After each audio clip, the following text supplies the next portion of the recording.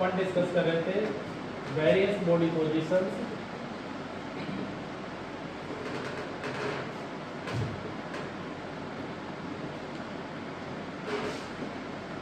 Use for comfort and physical examination.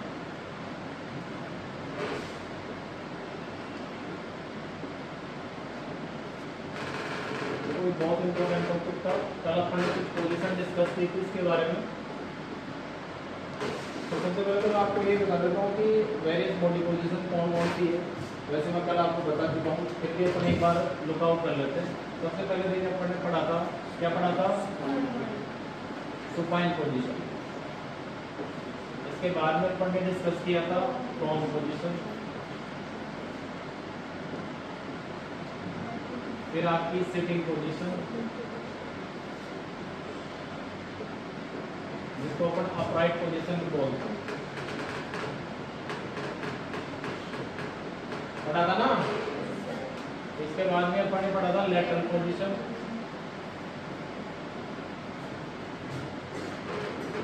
Lateral position के बाद में लैटरल के अंदर दोनों पढ़ा था अपन ने, left and right, left and right lateral position.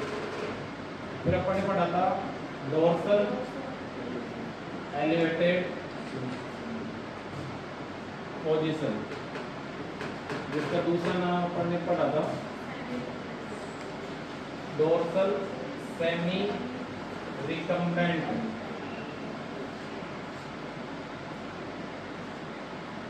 Position. ठीक है, इसी के अंदर अपन ने एक पोजीशन और पढ़ी थी, जैसे आपकी डोर्सल एलिवेटेड है तो एक पोजीशन और होती है सेमी रिकम्बेंट पोजीशन। ठीक है, इसके अलावा भी कुछ पढ़ा था कि एक नया पढ़ा था? हाँ, एक और हो गया कि सिम्स पोजीशन, जो कल अपन ने डिस्कस की थी, जिसको अपन दूसरा नाम भी बोल सकते हैं मॉडिफाइड लेफ्ट लैटरल पोजीशन। ये अपन डिस्कस कर चुके हैं। इन पोजीशंस में किसी को डाउट किसी प्रकार का समझ आ गई? सबको बताने गलती है ना दोबारा। आज अपन डिस्कस करेंगे फाउलर्स पोजीशन।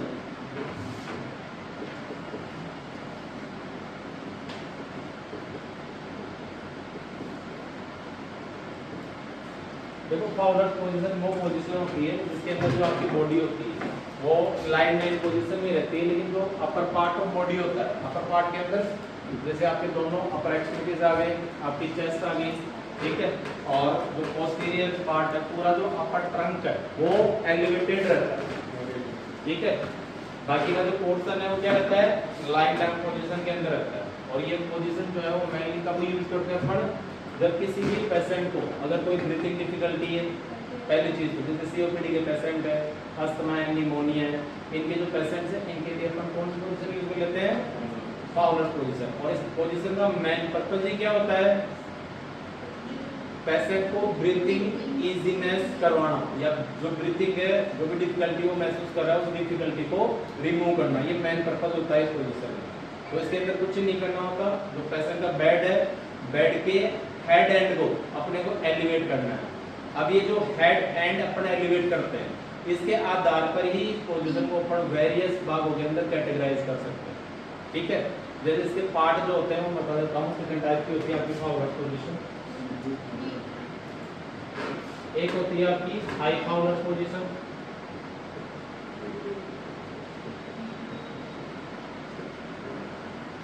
इसके बाद में जो आती है वो आती है आपकी फाउलर पोजीशन, जो एक्चुअल पोजीशन है ये अपनी। फिर आती है आपकी सेमी फाउलर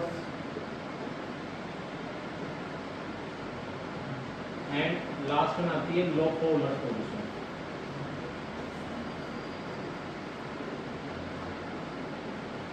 ठीक है, तो ये जो चार लो फाउलर ट्रेंडलबर्ग की हाँ ट्रेंडलबर्ग की तरह रहेगी, लेकिन उसके अंदर क्या होता है? ट्रेंडलबर्ग में बीच में एंगल नहीं होता है। ठीक है, वो किसका एंगल होता है? वो टेबल का एंगल होता है। ठीक है, और इसके अंदर लो फोल्डर्स के अंदर बॉडी का एंगल टेबल तो फिक्स है, यहाँ पर बेड फिक्स है। लोअर एक्सट्रीमिटी सीधी रहेगी, आप समझे नहीं, जैसे ये आपका बेड है, ठीक है, तो ट्रेंडलबर्ग के अंदर तो जो बेड का एंगल है ना वो चेंज कर रहे हैं, वैसे कि body same as it is है, उसके एंड के अंदर कोई एंगल क्रिएट नहीं कर रहे हैं। और ये जो फोल्डर्स पोजीशन है इसमें बॉडी का एंगल है, नहीं समझे? लो हाँ, लो फोल्डर्स में बेटा ये जो चार कैटेगरी अपन ने कैटेगराइज किया है फोल्डर्स पोजीशन को, ये किसके आधार पर अपन ने कैटेगराइज किया है? जो बॉडी का एंगल अपन बना रहे हैं, जो अपर पार्ट है बॉडी का उसके जो एंगल अपन क्रिएट कर रहे हैं उसके आधार पर अपन ने इसको कैटेगराइज किया है। जैसे आपके हाई फोल्डर्स के अंदर जो एंगल होता है इसका अपर पार्ट का, और जो head of bed upon elevate कर रहे हैं, हेड ऑफ बेड एलिवेट होगा तो बॉडी का तो एंगल ऑटोमेटिकली क्या हो जाएगा, उसी अकॉर्डिंग एडजस्ट हो जाएगा ना। अरे पार्ट आते हैं ना बेड के, बेड हॉस्पिटल बेड देखा है ना, तो उसको जो अपन रोटेट करते हैं तो अलग अलग टुकड़ों में डिवाइड होता है। हेड भी अपन एलिवेट कर सकते हैं, जो फुट एंड है वो भी अपन एलिवेट कर सकते हैं ना। तो ये जो हाई फोल्डर्स पोजीशन है इसके अंदर जो बेड का एंगल होता है वो अपन 90 डिग्री एंगल मेंटेन करते हैं, ठीक है। यानी हाई फोल्डर्स पोजीशन के अंदर अपन जो पेशेंट को पोजीशन देते हैं वो 90 डिग्री एंगल का देते हैं, 90 डिग्री एंगल की देते हैं। इसका क्या मतलब हुआ सीधा सीधा? जो लोअर ट्रंक है वो तो बिल्कुल फ्लैट है, लाइन डाउन है, लेकिन जो अपर ट्रंक है वो पूरा 90 डिग्री पर है। मतलब ये जो एंगल है ना आपका वेस्ट से बॉडी का जो एंगल बन रहा है, जैसे मान लो कि अगर मैं लेटा हूँ, लेटने के बाद में अगर मैं बैठ जाता हूँ बिल्कुल सीधा अपराइट आ जाता हूँ तो वो 90 डिग्री हो जाता है ना, यही तो होता है ना 90 डिग्री एंगल, ठीक है। तो ये जो पर्टिकुलर लोअर एक्सट्रीमिटीज है वो तो इस पोजीशन में रहती है। पेशेंट का जो इस प्रकार का बेड था उसको एंगल देके या उसको हेड एंड को एलिवेट करके अपन कहाँ पे जाते हैं 90 डिग्री पे, ठीक है। अगर ये एंगल अपन दे रहे हैं तो ये जो पोजीशन हो क्या कहलाती है आपकी हाई फोल्डर्स पोजीशन कहलाती है। और यदि ये एंगल अपन 45 से 60 डिग्री के अंदर देते हैं तो ये जो पोजीशन हो क्या कहलाती है आपकी फोल्डर्स पोजीशन। कहने का मतलब ये है, ये एंगल देखे ना अपन ये वाला, ठीक है, हेड एंड का ये एंगल नहीं देखते अपन, पीछे जो हेड एंड है ना आपके बेड का वो, और आपकी जो पोस्टीरियर थोरैक्स है, बैक ऑफ द पेशेंट या बैक ऑफ द पर्सन, उसका एंगल देखते हैं अपन, ये ध्यान रखना। ये एंगल देखोगे तो जैसे अपन इसमें तो ऐसे आएगा तो ये एंगल तो बढ़ेगा, ठीक है, ऐसे नहीं करते अपन, तो ऐसे जो पीछे वाला एंगल होता है ना वो अपन नोट करते हैं इसमें। तो ये जो फोल्डर पोजीशन है इसके अंदर अपन क्या देते हैं लगभग 45 से 60। अब ये 60 डिग्री का एंगल हो गया ना लगभग, तो अगर पेशेंट इस पोजीशन के अंदर है तो ये पर्टिकुलर जो पोजीशन है वो कौन सी पोजीशन कहलाएगी? Folder position. पूछा जा सकता है आपसे एग्जाम की हाई फोल्डर्स के अंदर जो एंगल होता है वो कितने डिग्री का होता है, तो उसमें 90 डिग्री होता है। फोल्डर्स में कितने डिग्री का होता है? 45 टू 60 डिग्री, ठीक है। अगर यही एंगल अपन सेमी फोल्डर्स पोजीशन के लिए यूज में लेंगे तो कितना हो जाएगा? 30 टू 45 डिग्री, ठीक है।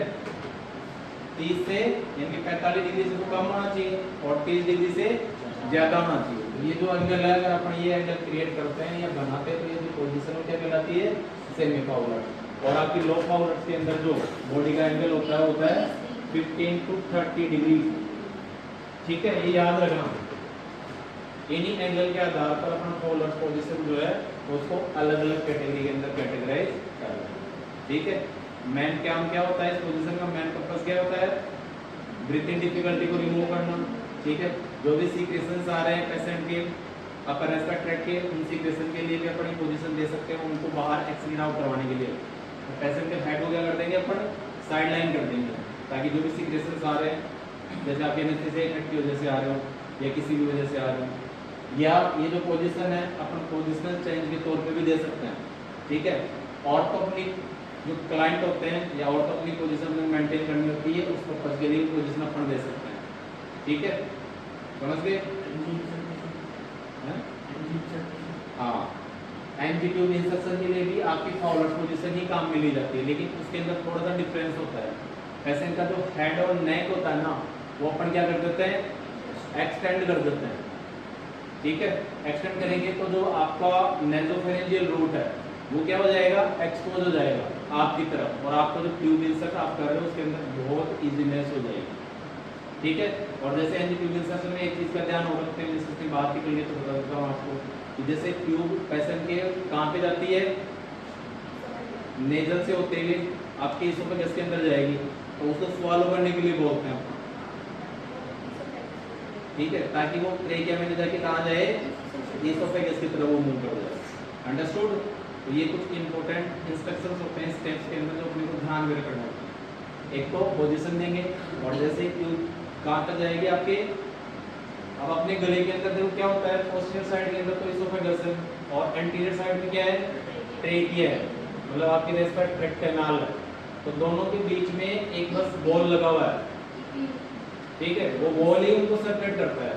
अगर आप फॉलो करोगे तो जो बॉल की लेयर है वो किसको ढक लेगी, ट्रेकिया, जो आपकी रेस्पिरेटरी कैनाल है ना, रेस्पिरेटरी ट्रैक्ट उस कैनाल को कवर कर लेगी, और पीछे की तरफ स्पेस क्रिएट कर देगी। किसके लिए,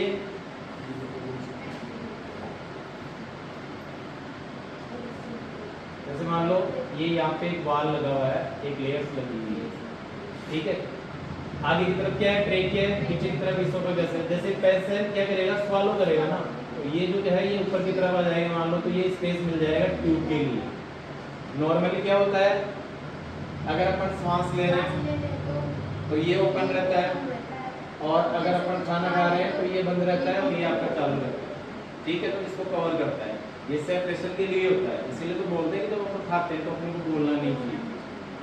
समझ रहे हो आप? क्योंकि खाते समय अगर अपन बोल रहे हैं, खा भी रहे हैं, तो ये जो है ना, ये ओपनिंग जो क्लोजिंग एंड ओपनिंग है इस पर्टिकुलर दोनों कैविटीज की, वो अल्टर हो सकती है, और आपके जो फूड पार्टिकल है वो ट्रेकिया के अंदर फंस सकते हैं, और पेशेंट की डेथ भी हो सकती है on the spot, cessation of breathing की वजह से, एपनिया की वजह से। समझ गए? इसके अलावा जैसे सेमी फॉरवर्ड पोजीशन है या लो फॉरवर्ड पोजीशन है, उसके बहुत सारे पर्पस और भी हो सकते हैं। क्या हो सकते हैं, क्या हो सकते हैं, क्या हो सकते हैं, हम तो देते हैं ना, रेस्पिरेटरी जो भी डिजीजेज हैं, रेस्पिरेटरी डिजीज के अंदर मेनली ब्रीथिंग डिफिकल्टी होती है, तो उसको डिफिकल्टी को कम करने के लिए अपन एक पोजीशन देते हैं। क्योंकि इसके अंदर कल जैसे मैंने आपको बताया था कि आपके जो डायफ्राम होता है, डायफ्राम नीचे की तरफ डिसेंट हो जाता है, लंग्स को आपको प्रॉपर स्पेस मिलता है एक्सपेंड होने के लिए। ठीक है, तो वो तो है कि यूनिवर्सल ट्रूथ है, ये तो साइंटिफिक रीजन जो है इसके पीछे कि ये अपन पोजीशन मेंटेन करेंगे तो ब्रीथिंग डिफिकल्टी क्या होगी, ऑटोमेटिकली रिजॉल्व हो जाएगी पर्सन की। इसके अलावा क्या प्रपोज हो सकते हैं वो पूछ रहा हूँ मैं।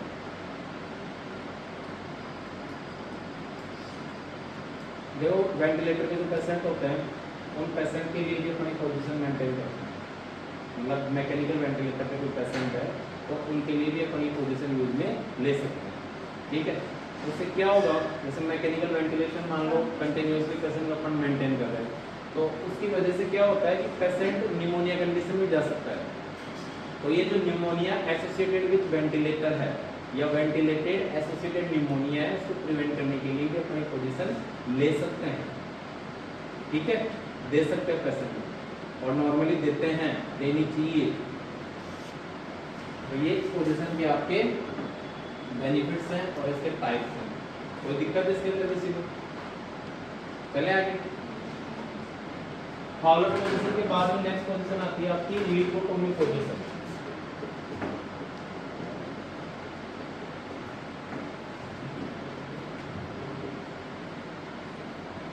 अब लिथोटोमी पोजीशन जो पोजीशन है, मेनली एक तो सबसे जो ज्यादा यूज में आता है, तो कहता है पता ही होना चाहिए लिथोटोमी पोजीशन होती क्या है। पता है आप लोगों को शायद, मेरे हिसाब से तो बताने की जरूरत नहीं है। इसके अंदर जैसे मैंने पढ़ा था ना, एक सेमी रिकमेंडेड पोजीशन पढ़ी थी अपन, उसी का एक मॉडिफाइड रूप होता है। लेकिन इसके अंदर क्या होता है, पेशेंट की जो थाइज है वो तो फ्लेक्स होती है, ठीक है, वेरी गुड, और जो लेग होते हैं वो एक स्पोर्ट में रहते हैं।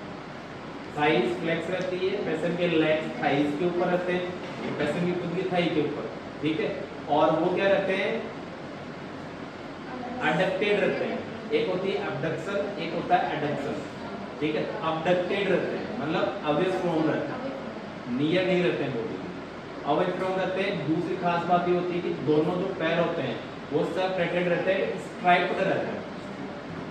ठीक है, स्ट्राइप का मतलब ये होता है कि जैसे आपकी ये टेबल है, उस टेबल के ऊपर क्या होते हैं, ये एक्सटेंशन लगे होते हैं जो लेग सपोर्ट के लिए होते हैं। ठीक है, और इन लेग सपोर्ट के पेशेंट के लेग होते हैं, ठीक है, उनको फीते के द्वारा बांध दिया जाता है। स्ट्रैप का मतलब क्या होता है, उनको बिल्कुल फिक्स कर दिया जाता है, वो अपनी जगह से नहीं हिलते। और ये जो पोजीशन है ये मेनली अपन कब देते हैं, ड्यूरिंग डिलीवरी। ठीक है, इसके अलावा जितने भी गायनेकोलॉजिकल एग्जामिनेशंस होती हैं उन गायनेकोलॉजिकल एग्जामिनेशन के लिए पोजीशन पर यूज में ले सकते हैं। ठीक है, क्योंकि इसके अंदर जो आपके पार्ट्स होते हैं, फीमेल रिप्रोडक्टिव सिस्टम के जो भी पार्ट्स होते हैं वो अच्छे तरीके से विजुअलाइज होते हैं और उनका प्रॉपर असेसमेंट अपन कर सकते हैं। इसके अलावा एक होती है वेजाइनल हिस्टेक्टमी। क्या होती है, वेजाइनल हिस्टेक्टमी। इस पर्टिकुलर प्रोसीजर के लिए या ऑपरेटिव जो प्रोसीजर होता है, मेजर ऑपरेटिव प्रोसीजर होता है, इसके लिए भी अपन ये पोजीशन यूज में लेते हैं। और मोस्ट कॉमनली ये जो प्रोसीजर है वो नॉर्मली बहुत तभी देखा भी रहता है, तो उसके लिए सबसे फेवरेबल पोजीशन होती है आपकी लिथोटॉमी पोजीशन। ठीक है, लिथोटॉमी वर्ड याद आते ही सुनते आपके दिमाग में आना चाहिए कि क्या ये मॉडिफाइड फॉर्म है किसकी, सेमी रिकमेंडेड पोजीशन की, जिसके अंदर जो पेशेंट के थाइज होते हैं वो फ्लेक्स होते हैं टुवर्ड द चेस्ट। ठीक है, पेशेंट के लेग्स इसके ऊपर रहेंगे, उसके थाइज के ऊपर जो लेग्स हैं वो क्या रहेंगे, अबडक्टेड रहेंगे मतलब सेपरेटेड रहेंगे, and supported with leg support and striped. Understood, समझ गए? आपको मैंने जो दिए थे ना उसके अंदर देखो डायग्राम में, आपको देखते ही पता लग जाएगा। बस उसी की टर्मिनोलॉजी बताई मैंने आपको, उसी को वर्ड के अंदर बताया। ठीक है, इसके अलावा जो भी आपके प्रोसीजर्स होते हैं या फीमेल कैथेटराइजेशन होता है उसके लिए भी अपन एक पोजीशन यूज में ले सकते हैं। समझ गए? क्योंकि इसके अंदर पेरिनियम और वल्वा पार्ट होता है वुमेन्स का, वो प्रॉपर्ली एक्सपोज होता है। ठीक है, नेक्स्ट आपकी जो पोजीशन आती है वो है नी चेस्ट पोजीशन। वहाँ एक चीज और है, इस पोजीशन में देखो, इसको अपन पोजीशन को दूसरा नाम भी देते हैं, डोर्सो सैक्रल पोजीशन के नाम से भी जाना जाता है इसको, याद रखना ये। ठीक है, पूछा जा सकता है ये तो पोजीशन का दूसरा नाम क्या है या दूसरे किस नाम से इसको जाना जाता है, डोर्सो सैक्रल पोजीशन इसको बोलते हैं। नेक्स्ट पोजीशन अपनी आती है नी चेस्ट पोजीशन।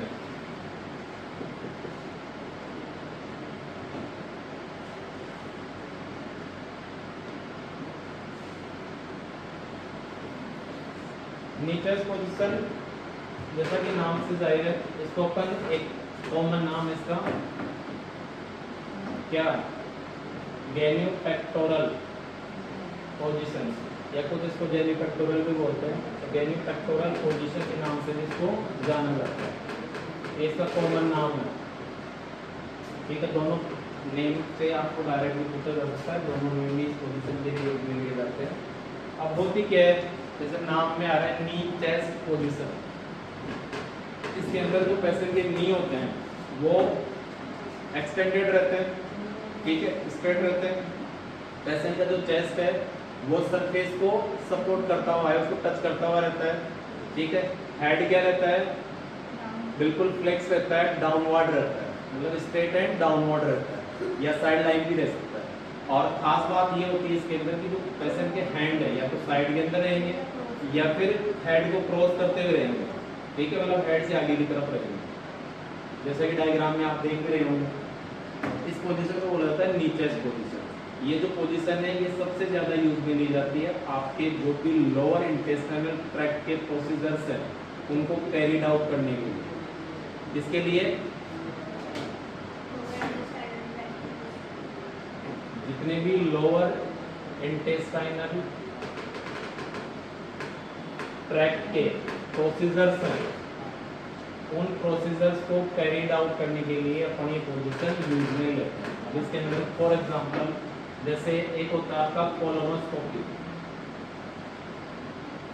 ठीक है, फिर आता है आपका सिग्मोइडोस्कोपी, रेक्टोस्कोपी, ठीक है, या और भी बहुत सारे हो सकते हैं। इसके अलावा अगर आपको कोई भी मेडिकेशंस या कोई भी केमिकल एजेंट्स इंट्रोड्यूस करने हो लोअर इंटेस्टाइनल ट्रैक्ट में थ्रू द रेक्टम, तब भी अपनी पोजीशन काम में लेते हैं, ठीक है। पोस्टीरियर थोरैक्स के एग्जामिनेशन के लिए भी पोजीशन काम में ली जाती है, ठीक है। ये कुछ इंपॉर्टेंट आपके प्रोसीजर्स होते हैं, जैसे मेनली तो आपके लोअर इंटेस्टाइनल ट्रैक्ट के जितने भी प्रोसीजर्स हैं वो इस पोजीशन के अंदर सबसे सूटेबल, सबसे फेवरेबल होते हैं। इसके अलावा जो आपका पोस्टीरियर थोरैक्स है उसके विजुअलाइजेशन के लिए अपनी पोजीशन जो है काम में ले सकते हैं, ठीक है। दूसरा जो एक मूवमेंट्स होती है, मूवमेंट्स के अंदर जैसे कई बार क्या होता है ड्यूरिंग प्रेगनेंसी बहुत सारी चीजें होती है, तो अगर मान लो आपका एमनियोटिक फ्लूइड है या एमनियोटिक फ्लूइड सैक जो है वो बाहर आ गया, तो उसको वापस थ्रू द ग्रेविटी उसको वापस अपनी ओरिजिनल पोजीशन में ले जाने के लिए भी अपनी पोजीशन काम में लेते हैं। अब उसमें अम्बिलिकल कॉर्ड भी बाहर आ सकती है, एमनियोटिक सैक भी बाहर आ सकता है। एक जो अगर मान लो बच्चा है, अगर उसकी पोजीशन लाइन जो लाइन होती है ना, फिटस की पोजीशन क्या चेंज होती रहती है थ्रू आउट द प्रेगनेंसी, लेकिन एक टाइम पीरियड आता है तो वो फिक्स हो जाती है just before the delivery of baby. तो अगर मान लो वो फिक्स नहीं हो पाई है, ये अब नॉर्मल पोजीशन है, जैसे बच्चा मान लो ट्रांसवर्स लाई के अंदर, आप ओबीसी के अंदर पढ़ोगे कि ट्रांसवर्स लाई क्या होती है, लॉन्गिट्यूडिनल लाई क्या होती है। ट्रांसवर्स लाई का मतलब ये होता है कि बच्चा टेढ़ा होता है, ठीक है, हॉरिजॉन्टल होता है। नॉर्मली होना क्या चाहिए, उसको लॉन्गिट्यूडिनल होना चाहिए, हेड जो है वो नीचे की तरफ होना चाहिए, लेकिन ऐसा नहीं हो तो तब अपने पोजीशन दे सकते हैं, ठीक है, ताकि कंफर्टेबल रहे।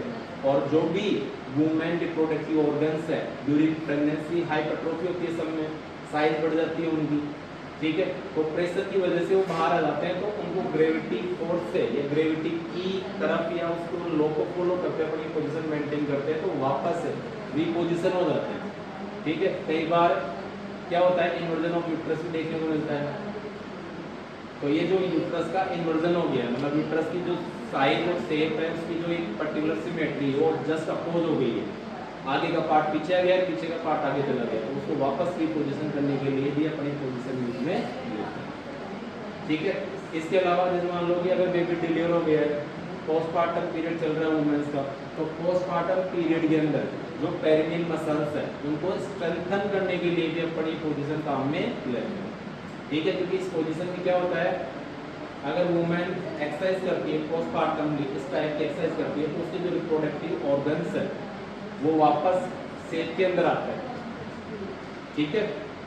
आप पढ़ोगे गायनेकोलॉजी के अंदर ये टर्म भी आती है, इसका एक टाइम पीरियड भी होता है, वो डिटेल से आपको बताया जाएगा वहाँ पे।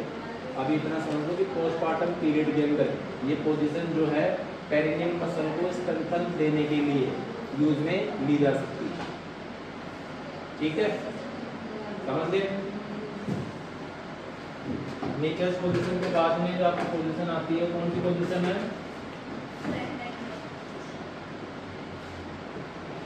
देखो ट्रेंडलबर्ग,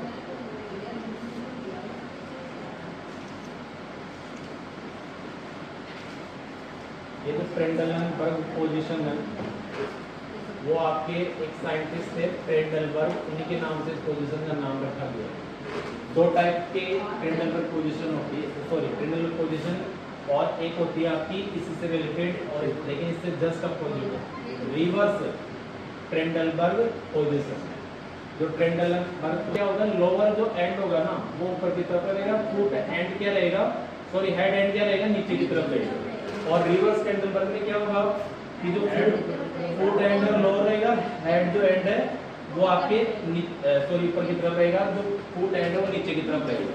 मतलब नॉर्मली ऐसी रेक्लाइनिंग पोजीशन होती है ये, रेक्लाइन मतलब लाइन डाउन पोजीशन है, लेकिन हेड क्या है ऊपर की तरफ, ये आपके रिवर्स के अंदर देखना पड़ता है, देखने को मिलता है। ट्रेंड एंगल में क्या होगा, जो फुट एंड है वो ऊपर की तरफ होगा। मैंने कहा एक तो फुट एंड क्या रहेगा, ऊपर की तरफ रहेगा, और हेड एंड क्या रहेगा, नीचे की तरफ रहेगा। तो ये जो पोजीशन है ना, ये मेनली उन पेशेंट के अंदर अपन काम में लेते हैं जिनके अंदर हाइपोवोलेमिक शॉक है। क्या है, हाइपोवोलेमिक शॉक। अब हाइपोवोलेमिक शॉक में क्या होता है, फ्लूइड जो वॉल्यूम होता है पेशेंट की बॉडी के अंदर वो कम हो जाता है। तो जो वीनस रिटर्न है, उस वीनस रिटर्न को बढ़ाने के लिए जैसे अपन क्या करेंगे, फुट एंड को एलिवेट करेंगे, तो जो वीनस रिटर्न है, मतलब जो भी आपकी ब्लड सर्कुलेशन है वो हार्ट की तरफ बढ़ता है। ठीक है, ये पोजीशन देने की वजह से, और वो फास्टली बढ़ता है। अगर अपन नॉर्मल पोजीशन में रखेंगे तो जो वीनस रिटर्न आना चाहिए वो प्रॉपर्ली नहीं है, पहले क्योंकि प्रेशर ऑलरेडी नहीं है फ्लूइड का, और लो प्रेशर की वजह से वो प्रॉपर्ली हार्ट की तरफ जितना रिटर्न जाना चाहिए उतना नहीं जाता है। तो उस रिटर्न को बढ़ाने के लिए अपन ट्रेंड एंगल पोजीशन काम में ले सकते हैं, पहली चीज। दूसरा, ये पोजीशन जो है वो कॉन्ट्रा इंडिकेटेड रहती है आईसीपी वाले पेशेंट के अंदर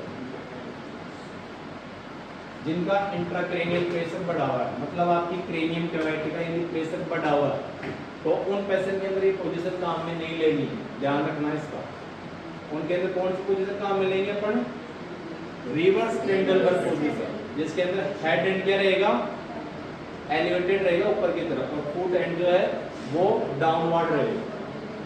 ये इंपॉर्टेंट है, ध्यान रखना, क्योंकि आईसीपी में अगर मान लो अपन हेड एंड को वापस नीचे कर देंगे ना तो आईसीपी बढ़ेगा, कम नहीं होगा। और अगर आईसीपी बढ़ा हुआ हेड एंड को अपन ने ऊपर कर दिया तो आईसीपी क्या होगा, डाउन होगा।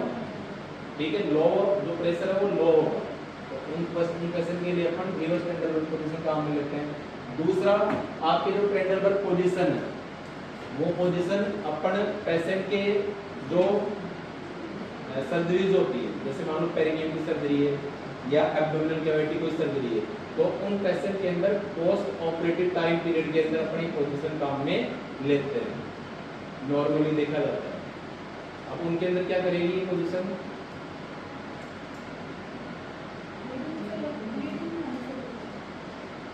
ब्लीडिंग को कैसे होगा, ब्लीडिंग तो उनकी ज्यादा होनी चाहिए अगर आप ब्लीडिंग वाला फॉर्मूला लगा रहे हो, क्योंकि वेनस रिटर्न बढ़ रहा है, ब्लड फ्लो बढ़ रहा है, तो ज्यादा होनी चाहिए, कम कैसे होगी।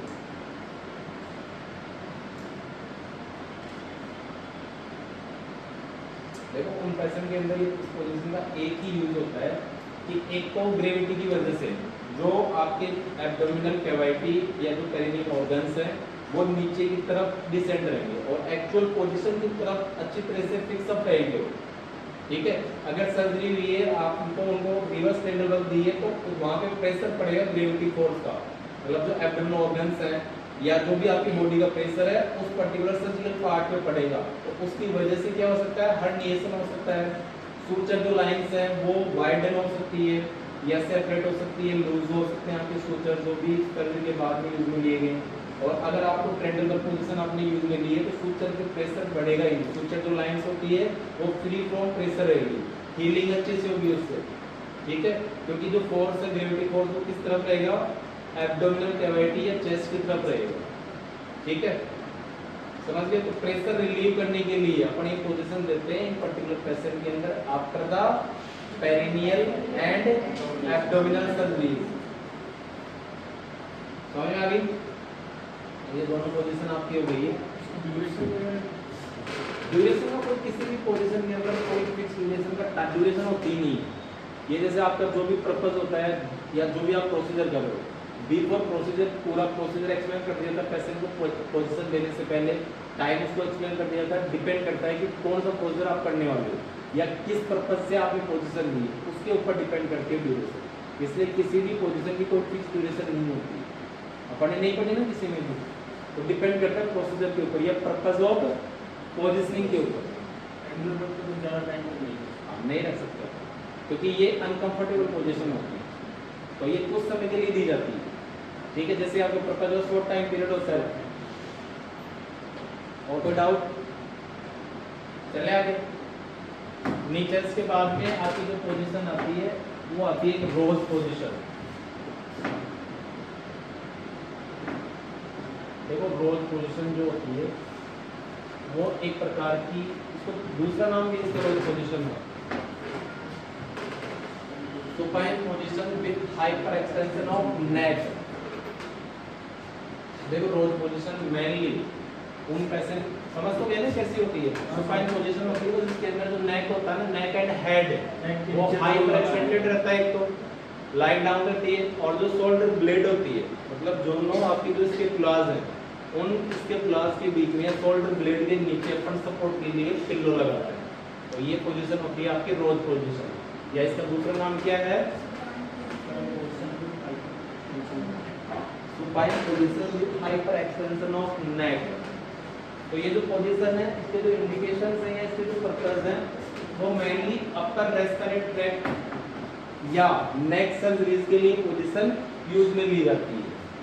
अब उनके अंदर हो सकती है सबसे मेन जैसे आपकी टॉन्सिलेक्टमी, दूसरा होता है आपका एडिनोइडेक्टमी,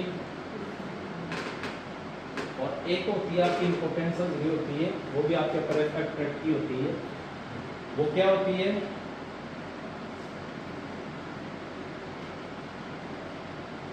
यूल्वो प्लेक्टो फेरिंजियोप्लास्टी।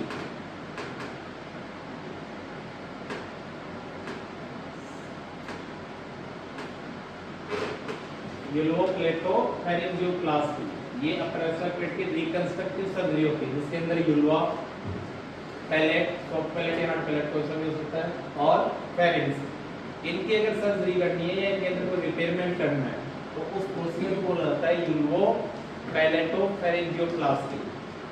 ठीक है, तो इन तीनों प्रोसीजर्स के लिए आपकी ये रोज पोजीशन काम में ली जाती है। अंडरस्टूड? और पूछा जा सकता है indication of rose position ROSE rose position, दूसरा नाम इसका क्या होता है supine with hyperextension of neck. ठीक है, अब इसके बाद में आती है आपकी पोजीशन ट्राइपॉड पोजीशन।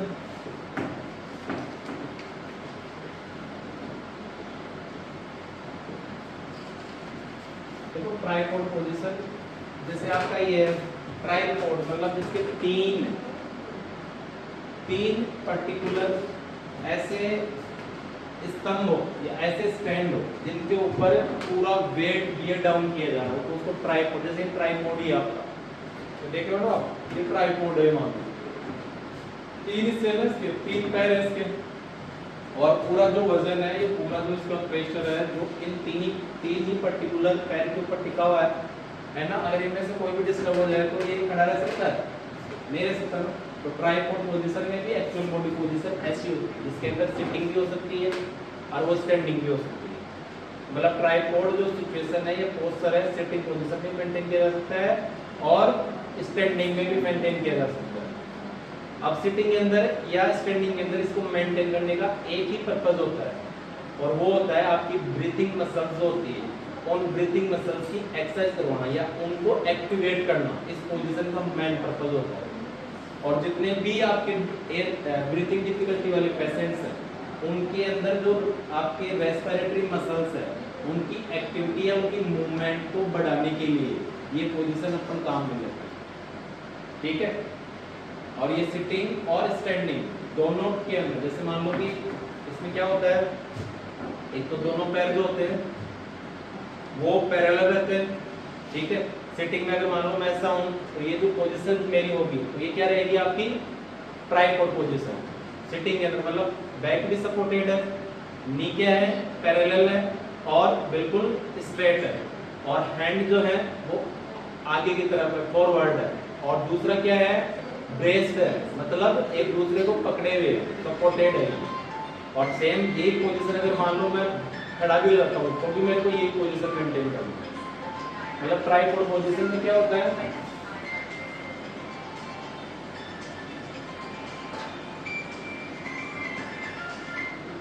सिटिंग या स्टैंडिंग दोनों के अंदर ये अपन दे सकते हैं। ब्रीथिंग डिफिकल्टी वाले पैसे को देते हैं। ब्रीथिंग डिफिकल्टी से ईज आउट कैसे होती है?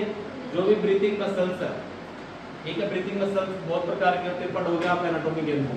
तो ये जो ब्रीथिंग मसल्स है उनकी एक्टिविटी को बढ़ाने के लिए, उनकी मूवमेंट को बढ़ाने के लिए अपन उनको ट्रिगर करने के लिए पोजीशन देते हैं। अंडरस्टूड? लास्ट आती है आपकी स्टैंडिंग पोजीशन।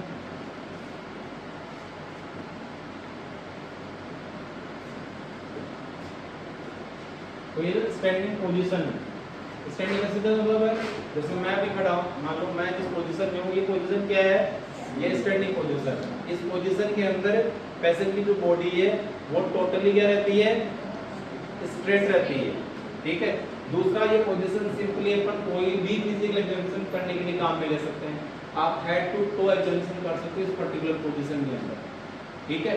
हेड से लेके टो तक जितने भी आपके बॉडी पार्ट्स हैं उनकी विजुअलाइजेशन, उनका असेसमेंट, उनकी मॉनिटरिंग वो करने के लिए अपन पोजीशन यूज में लेते हैं। और एक नॉर्मल और सबसे ज्यादा काम में ली जाने वाली पोजीशन होती है जितने भी टाइप के आपके प्रोसीजर्स होते हैं, मेडिकल प्रोसीजर मान लो या नर्सिंग प्रोसीजर मान लो।